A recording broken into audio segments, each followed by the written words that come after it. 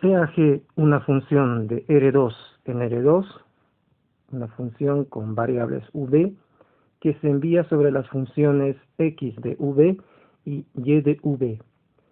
El jacobiano de G, que es denotado por esta notación delta XY sobre delta V, es el determinante de su derivada, es decir, la derivada de G es una matriz 2 por 2, donde la primera fila son todas las derivadas parciales de su primera función componente, en este caso X. Aquí tenemos derivada parcial de X en U, derivada parcial de X en B en la primera fila. La segunda fila es una matriz cuyas componentes son todas las derivadas parciales de la segunda función componente, la derivada de Y en U, la derivada de Y en B, tomando el determinante de esa matriz. Eso es lo que conocemos como jacobiano de G. Como ejercicio vamos a calcular el jacobiano de la siguiente función. Es una función de R2 en R2, G de V igual a U cuadrado menos B cuadrado, V.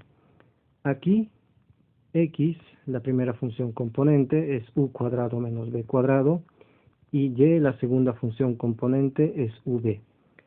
Entonces, lo que vamos a hacer para calcular el jacobiano de esta función G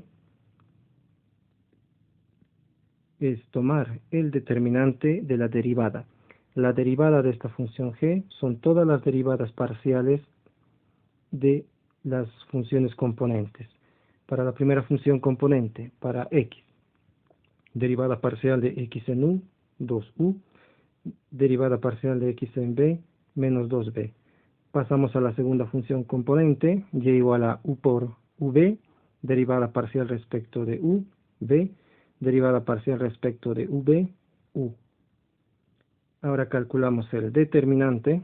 El determinante va a ser 2U cuadrado más 2B cuadrado. Y el valor de este determinante es el jacobiano de esta función. Ahora el jacobiano tiene la siguiente propiedad. Si en algún caso conozco U y V expresados en términos de XY y no XY en términos de UV, puedo calcular el jacobiano de UV respecto de XY, calculando el jacobiano de XY respecto de UV, pero hay que invertir eso. Esta es una propiedad que puede llegar a ser útil al calcular integrales mediante cambio de variable.